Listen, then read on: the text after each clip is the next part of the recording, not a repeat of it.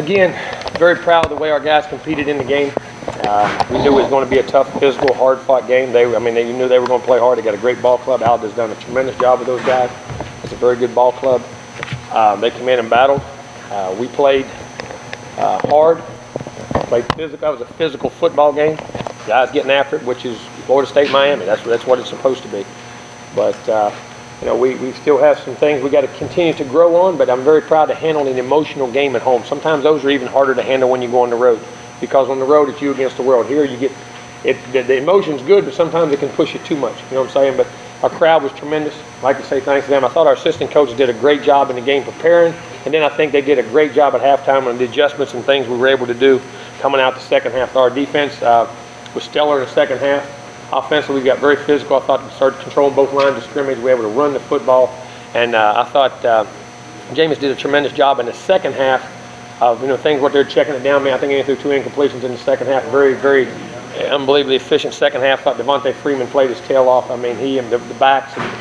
You can't say enough about it. The offensive line, Nick O'Leary was blocking and catching balls, and defensively, those young secondary guys, and they made some plays. They got some players back there on their team on offense too, and defense. So it was a hard-fought game. Very proud of our guys. Still got to continue to grow. Still got to continue to get better. Got a great game with Wake coming next week on the road. Gonna put this one behind us. It was an emotional game. We played 3 pretty emotional games in a row, really. With Clemson, NC State. What are you saying? NC State for us was an emotional game, getting ready for it, and then coming back into this one. And we're going to see how if we can keep continuing to mature and keep preparing well and growing as a team. But very proud of our guys. Like I say, still got a lot of work to do and some things we can clean up. But we're getting better and better, and looking forward to next week. Question? That was the most adversity James has this season, that first half. Did you say anything to him at the half? Yeah, just slow down, trust your eye. And he kept saying, and I'll look on film, some of the things and they may be there. Just made a little high throw, or I thought one of them he had a decision. He could have went back to the Kenny in the slot one time. But I keep saying that a quarterback, that's going to happen. I mean, I see Peyton the other day threw 3 picks after throwing on about 9 games without one.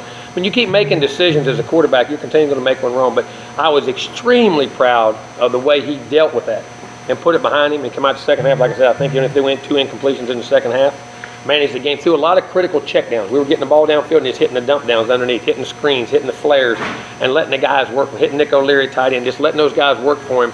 And that's a sign that you're growing. And but you have to go through that. You got to go through these rivalry games, these emotional games, on the road, at home. That's all part of his. I keep forgetting he's a freshman too. I'm not used to him making very many mistakes either. But he didn't make very many after 1 or 2, and then but he managed the situation. Jimbo, what do you think of the crowd chanting "We want Bama"? Is that what they were chanting? I don't listen. That's just. How about this? Let's get ready for Wake Forest. Okay.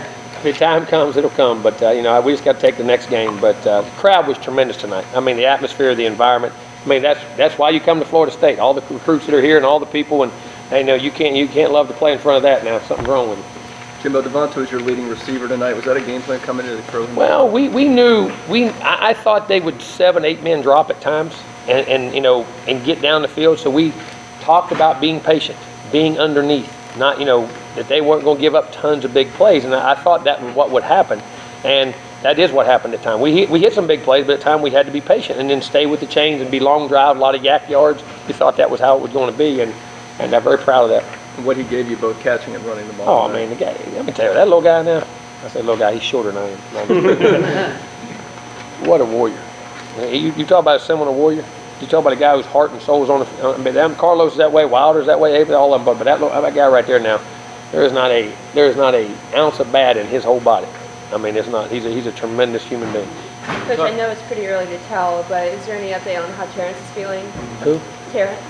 He was getting undressed in the locker room by himself and doing everything. He was moving around. So I'm sure he got banged up a little. Got dinged there a little bit, but he seemed. I just saw him before I came up here and checked on him. He was in there getting undressed and going to take a shower. You talked about how guys manage the emotion of the game like this. It seems like Devontae is the guy who is fueled by the emotion of the game. He is, and sometimes at that position you can be a little bit. You know what I'm saying? Running backs are a little bit different sometimes as you can, but he loves that moment now. That's why I think just calm down. He's fueled by anything. That's why he practices every day. But he was, and he played a tremendous football game.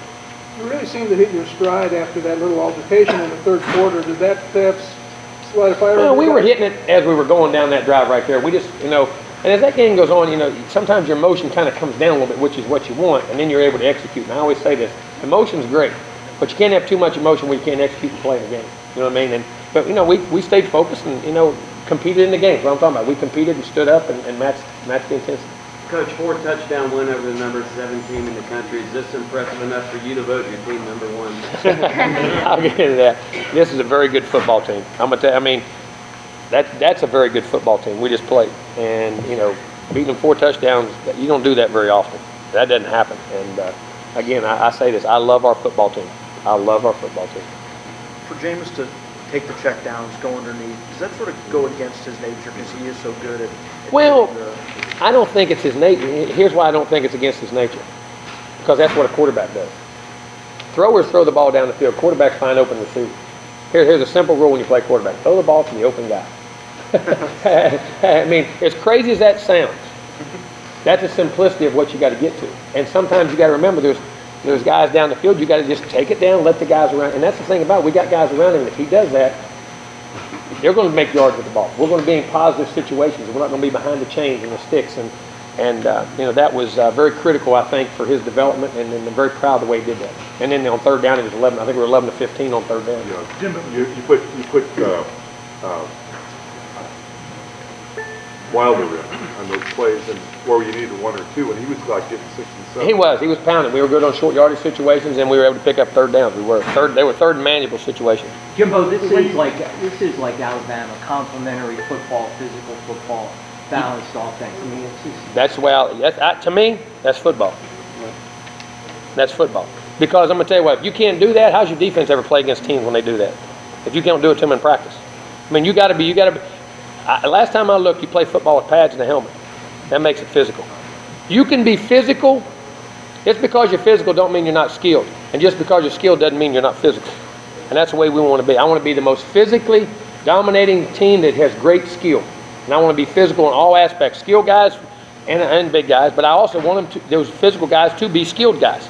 I think that's the way, when you have a good football team, that's the way you play football, in my opinion. How pleased were you the way you guys handled the running game in the second, third, and fourth? Very much so. The defensive line, and they made nice adjustments, fit the run, and we're able to take on blockers. And you know, and again, I think we've grown from that, and I think we've practiced like that against each other. While we always go good on good, and we get physical, so we knew that's there's going to be teams. When you play those great teams, they can line up and bloody your nose. The offense to say when you can beat a great team like Miami, when your quarterback probably has his shakiest game. Well, I mean, it shows that we have a great team. It shows that we are a complete team, and I think that's the thing. You know, quarterbacks get all the glory and all the blame.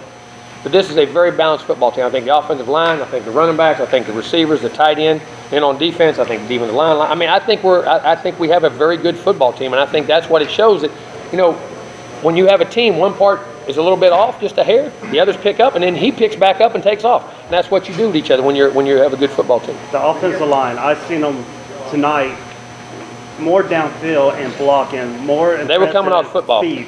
We were coming off football. We knew we had to. This is Miami. You worry you might not get a chance to show just how good you are? I don't worry about it right now. I'm just going to keep playing and take care of business.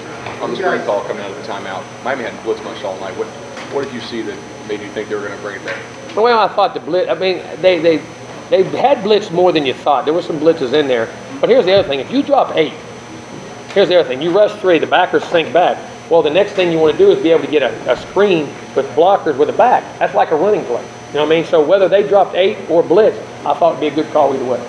Jimbo, Terrence Smith, people don't talk about him too much. We're just talking about he was leading tackle tonight. He wasn't. Is that right? Yeah. I didn't realize. I didn't look at his tackles right there. Terrence Smith's a heck of a football player, guys. He's long, he's lean, he can run, he can cover. I mean, you know, he's like a clone of Telvin almost. I mean, they're long. I mean, they can just make plays, and that guy's turned into a heck of a. And he's a very intelligent guy, very intelligent young man. You guys have blown people out early in the last few games. It's good to have the grind one up. Oh, I definitely. I mean, it is. I'm not. I'll take him easy, but it is. I mean, you got to learn to grind. When you play a good football team, we knew this was going to be a very tough, competitive game, and proud of it. And I think it was good for us. One more question, Coach has radio. Obviously, Jameis hasn't struggled often, but of the 6 picks that he's thrown, I think 3 or 4 of them have been those throws down the middle where he's gotten. Is there something continuous throughout that he needs to work on? Or? He's just aggressive, and I don't want to say whoa. Because if you stay low and you play hesitant, you can't play. He's made so many plays, and we'll live with a few of those, and he'll grow from them, but you got to make them. But you got to learn what you can and can't do, and you got to make a mistake sometimes to do that. But I mean, because he loves throwing the ball in the middle of the field, we're going to continue to be aggressive in that. Thank you, Coach. Thank you. Appreciate it, Coach.